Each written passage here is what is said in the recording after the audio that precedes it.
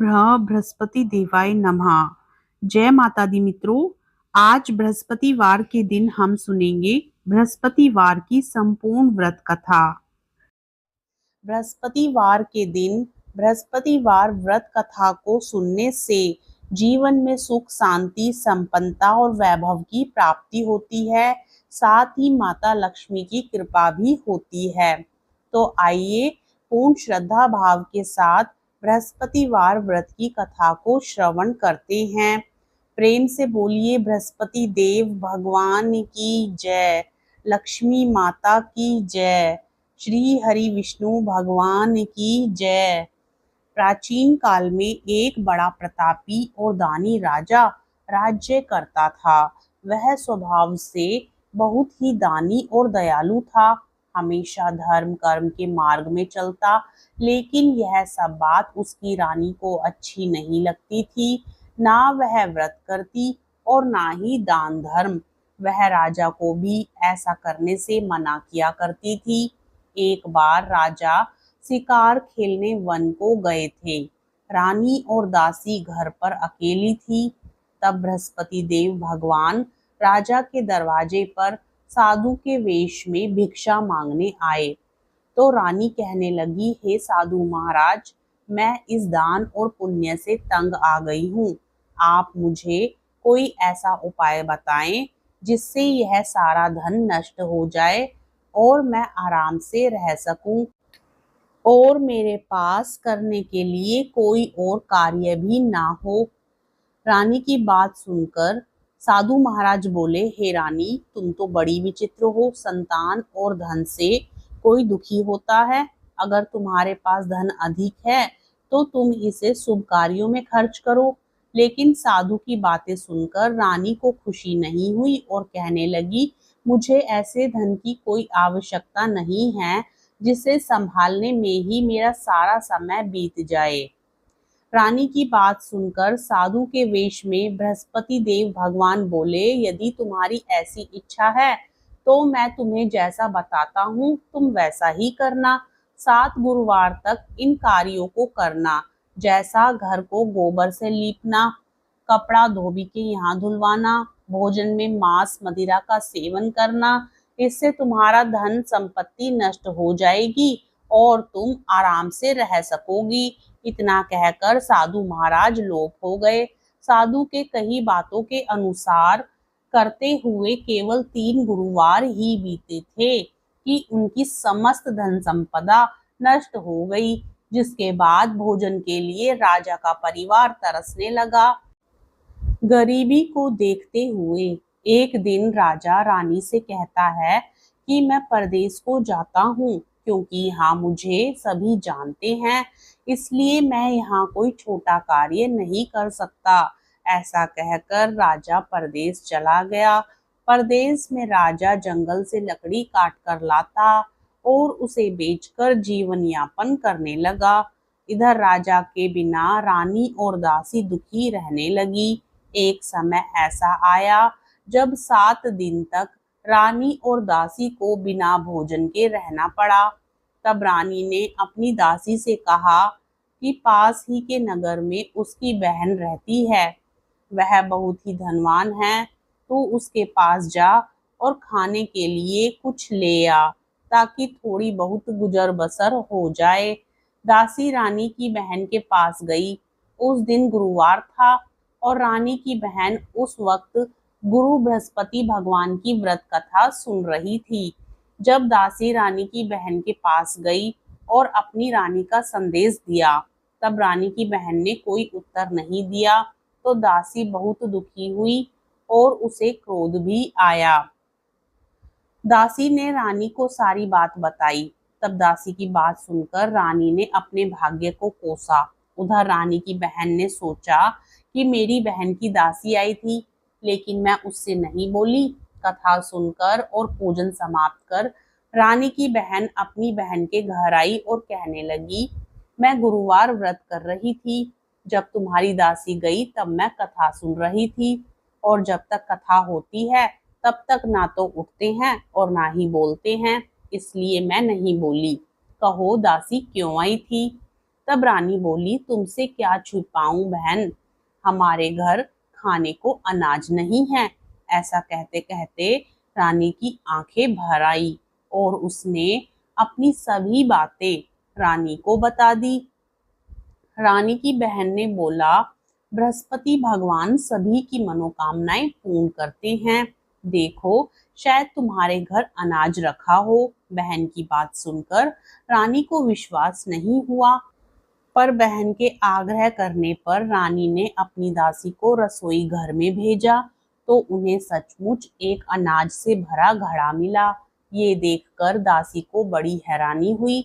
उसने रानी को सब बता दिया और कहा कि जब हमको अनाज नहीं मिलता है तो हम व्रत करते हैं। क्यों ना इनसे व्रत और कथा की विधि पूछ ली जाए ताकि हम भी गुरुवार व्रत कथा करें।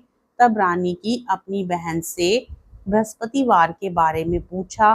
रानी की बहन ने बताया कि बृहस्पतिवार के व्रत में चने की दाल और मुनक्का से केले की जड़ में पूजन करें, दीपक जलाएं और व्रत कथा सुने एवं व्रत के दौरान पीला भोजन ही करें, जिससे भगवान प्रसन्न होते हैं और मनोकामना पूर्ण करते हैं।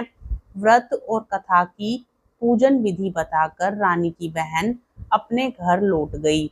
एक सप्ताह के बाद गुरुवार का दिन आया तो रानी और दासी ने व्रत रखा। दासी घुड़साल में जाकर व्रत का सामान लेकर आई, फिर केले की जड़ एवं विष्णु भगवान का पूजन कर कथा सुनी। दोनों ने व्रत तो किया, अब पीला भोजन कहाँ से आए। दोनों बहुत दुखी हुई, लेकिन उन्होंने व्रत किया था इसलिए गुरु भगवान उनसे खुश थे। वह एक साधारण व्यक्ति के रूप में 2 थालों में सुंदर पीला भोजन लेकर आए और दासी को देकर बोले, ये भोजन तुम्हारे लिए और तुम्हारी रानी के लिए है, इसे तुम दोनों ग्रहण करना।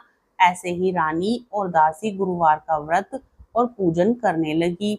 गुरु भगवान की कृपा से उनके पास धन संपत्ति आ गई, जिसके बाद रानी फिर से पहले की तरह आलस करने लगी। तब दासी रानी से बोली, देखो, तुम पहले भी इसी तरह आलस किया करती थी, इसलिए तुम्हें कष्ट होता था, इस कारण सभी धन नष्ट हो गया। अब जब भगवान की कृपा से धन मिला है तो तुम्हें फिर से आलस होता है। बहुत ही मुसीबतों के बाद हमने यह धन पाया है, इसलिए हमें दान करना चाहिए और आपको भूखे मनुष्यों को भोजन कराना चाहिए, प्याऊ लगवाना चाहिए, कुंवारी कन्याओं का विवाह कराना चाहिए। इससे तुम्हारा यश बढ़ेगा और पितृ प्रसन्न होंगे। दासी की बात सुनकर रानी शुभ कार्य करने लगी। इससे पूरे नगर में रानी और दासी का यश बढ़ने लगा। इधर जंगल में राजा दुखी होकर पेड़ के नीचे बैठ गया और अपनी पुरानी बातों को याद करके रोने लगा। तभी गुरु भगवान साधु के रूप में लकड़हारे के पास आए और बोले कि हे लकड़हारे, तू इस सुनसान जंगल में किस चिंता में बैठे हो, मुझे बताओ। तब लकड़हारे ने दोनों हाथ जोड़कर साधु से कहा, आप सब कुछ जानते हैं, मैं आपसे क्या कहूँ। ऐसा कहते हुए राजा ने अपनी साधु को अपनी संपूर्ण दशा सुनाई। तब साधु ने उन्हें बताया कि तुम्हारी रानी ने बृहस्पति भगवान का निरादर किया था, जिसके कारण तुम्हारी यह दशा हुई। अब तुम किसी बात की चिंता मत करो, तुम्हारे सभी दुख दूर हो जाएंगे और तुम पहले से ज्यादा धनवान हो जाओगे। जीवन में सुख प्राप्ति के लिए बृहस्पतिवार के दिन व्रत कथा करो, इससे तुम्हारे दुख दूर होंगे। इसके लिए तुम गुरुवार के दिन चने और मुनक्का से, केले के पेड़ और बृहस्पति भगवान का पूजन और व्रत कथा करो, जिससे तुम्हारे दुख दूर होंगे। साधु की बात सुनकर राजा बोला, मुझे लकड़ी बेचकर इतना पैसा नहीं मिलता जिससे भोजन के उपरांत कुछ बचा सकूं। मैंने रात्रि में अपनी रानी को दुखी देखा है, मेरे पास कोई साधन भी नहीं जिससे मैं उसकी खबर जान सकूं। लकड़हारे की बात सुनकर साधु ने कहा, तुम किसी बात की चिंता मत करो, तुम रोजाना की तरह लकड़ी लेकर जाना, तुम्हें रोज से दुगना धन प्राप्त होगा, जिससे पूजन करने के अलावा भोजन भी कर लोगे। धीरे धीरे समय व्यतीत होने पर फिर गुरुवार का दिन आया। लकड़हारा जंगल से लकड़ी काट कर शहर में बेचने गया। उसे उस दिन और दिनों से ज्यादा धन मिला। राजा सामान लाकर गुरुवार का व्रत रखकर व्रत कथा कही। उस दिन से उसके सभी दुख दूर होने लगे। लेकिन जब अगले गुरुवार का दिन आया तो राजा व्रत करना भूल गया। इस कारण गुरु भगवान नाराज हो गए। उस दिन उस नगर के राजा ने एक विशाल यज्ञ का आयोजन किया था और शहर के लोगों को अपने घर में भोजन नहीं बनाने का आदेश दिया था। साथ ही यह भी कहा था कि जो भी राजा की आज्ञा को नहीं मानेगा उसे फांसी की सजा दी जाएगी। इस तरह राजा की आज्ञा से नगर के सभी लोग भोजन करने गए, लेकिन लकड़हारा कुछ देर से पहुंचा, इसलिए राजा उसे अपने साथ ले गए और साथ में भोजन करा रहे थे। तब रानी की दृष्टि उस खूंटी पर पड़ी जिस पर उसका हार लटका हुआ था। उसे हार खूंटी पर दिखाई नहीं दिया। तब रानी ने निश्चय किया कि मेरा हार इस लकड़हारे ने चुरा लिया है। लकड़हारे को कारागार में डलवा दिया गया। कारागार में जाकर राजा बहुत दुखी हुआ और अपनी पुरानी बातों को याद करके रोने लगा। तभी साधु के रूप में बृहस्पति देव प्रकट हुए और उसकी दशा देखकर कहा, तूने बृहस्पति देव की कथा नहीं की है, इसी कारण तुझे यह दुख प्राप्त हुआ है। अब किसी प्रकार की चिंता मत कर। गुरुवार के दिन तुझे कारागार के दरवाजे पर 4 पैसे पड़े मिलेंगे, उससे तू बृहस्पतिवार की कथा करना, तेरे सभी कष्ट दूर हो जाएंगे। अगले बृहस्पतिवार को राजा को द्वार पर 4 पैसे पड़े हुए मिले। उससे राजा ने बृहस्पति देव की कथा की और व्रत रखा।